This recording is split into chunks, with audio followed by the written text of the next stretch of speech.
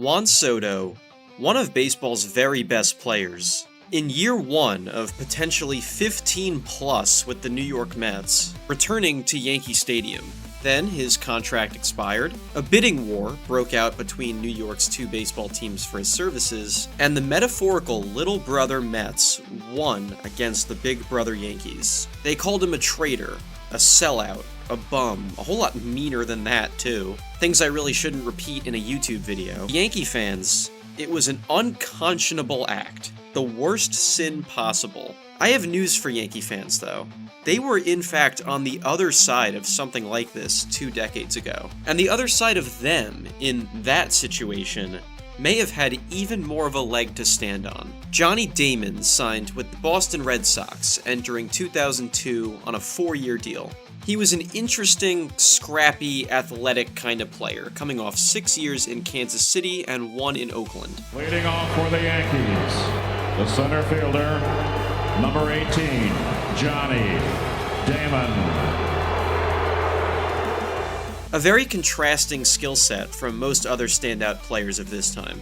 Damon was a truly productive all-star player in year 1 in Boston who led MLB in triples. The Sox didn't make the playoffs, so he'd be the first to tell you that that didn't really matter. But the Red Sox did make the playoffs, and he did show off to Red Sox fans, diehard and casual, and baseball fans in general, I guess. His skill set was very well-rounded, and he played the game hard. Maybe sometimes a little too hard. Off the end of the batter to short center field. Damon coming on. Damian Jackson going out. They collide. Damon and Jackson both down in short center field. He was just that kind of player. He went 3 for 4 in his first game back. Of course he did. Bitter rival New York Yankees. Maybe the most intense rivalry in all of American sports at this time. From the time the Red Sox sold some guy you've probably never heard of named Babe Ruth to the Yankees after the 1919 baseball season through this moment right here, the Yankees won a lot. The Red Sox did not win a single championship, winning the only head-to-head playoff matchup they ever had 4-1, and the only winner-take-all type game they ever played. The Red Sox once held a 14-game lead over the Yankees in the standings this season on top of all that. And on top of that, the Red Sox last time being close to finally winning the World Series, and I mean really close, like 1 strike away type close, a wild pitch and a slow ground ball through the first baseman's legs extended the drought. It's now an 85-year run without a single World Series championship for Boston. But finally, the Red Sox thought they had a chance to get payback. Wink at it. He is going, and Ortiz pounds a home run into right. The Red Sox lead 2-0. Upper tank. Off the bat of Ortiz, who gets his first ever hit against Messina. One of the most devastating losses in the history of baseball. Boston was going home again, with the Yankees kicking them to the curb again.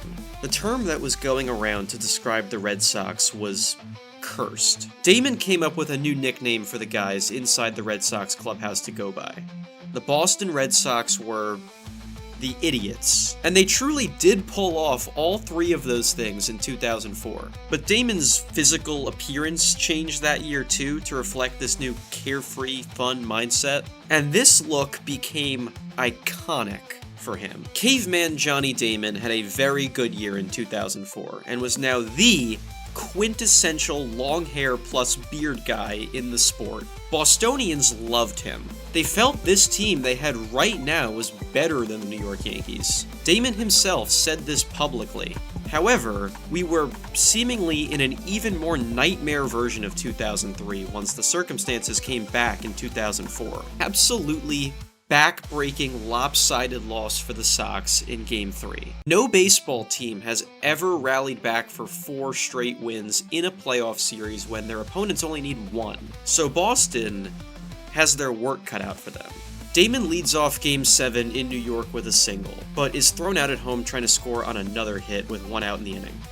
David Ortiz does hit a home run 1 batter later to make it 2-0 Sox, and in the second inning, guys start to get on base en masse. Johnny Damon is back at the dish. Trying to do the same.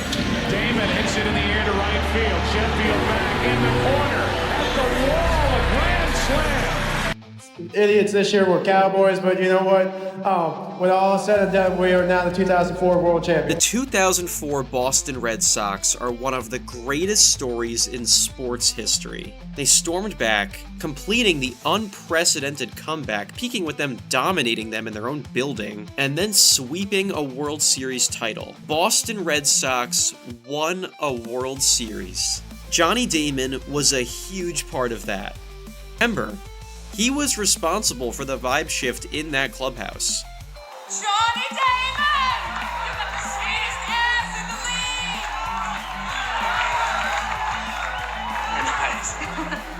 Nice. If you passed first grade math and know how to count, I said Damon signed on for 4 years in Boston, and this is, year number 4. And he could theoretically leave Boston. Damon doesn't really want to do that, though. Johnny Damon has said this out loud publicly already. I'd like to finish my career here and get locked up for a long time. So Damon wants to be in Boston, but realistically, any team could sign him. When you hear that, I assume your mind instantly goes one of two places: LA Dodgers, but in the words of Bill Simmons, they already used their dumb winter signing on Rafael Furcal. The other place your mind goes is, well, the nuclear option. Damon quickly brushed off any idea of ever doing the unthinkable and flipping sides in the rivalry. There's no way I can go play for the Yankees.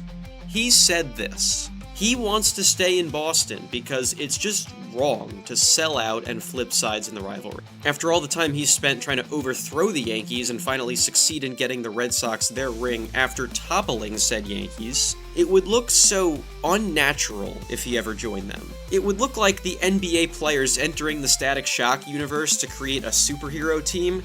Unbelievable. Johnny Damon is now the center fielder for the New York Yankees. He claims he was gonna do this anyway, but it is just such a terrible look after going against his own words and switching sides of the most bitter rivalry in American sports. Damon signs with the Yankees for 4 years and $52 million. He says the Red Sox offered him 4 years, $40 million. Also says they offered him the 4-year $40 million after he already signed with the Yankees. Made the move, and a couple days later I get a package, DHL package from the Red Sox, 4-year, $40 million contract, and it's like, okay. But when you establish that you will never switch sides, and then switch sides, that breeds resentment. Something Boston fans were going to show him firsthand. Damon was never truly welcomed back in Boston the next few years. All the memory of the love they had for him, and the impact he had on their championship team, on the field and in the clubhouse, were as far gone as the hair and beard, heading into a 5-game series, yes, 5 whole games at Fenway Park in Boston, where the Yankees won all 5. However, after this gut punch in 2006, both sides managed to become winners. The Boston Red Sox won their second World Series of the 21st century. They would also win one in 2013 and 2018, the most titles of any team since 2004, when Damon helped them pick up number 1, hoisting up championship trophy number 2 in his career, one on each side of the rivalry. In that sense, at least both parties make it out okay after this. The Yankees this time let Damon walk after the 2009 team won the World Series with him as a top-of-the-order bat, and he then finishes his career in 2012 after stops in Detroit, Tampa, and Cleveland.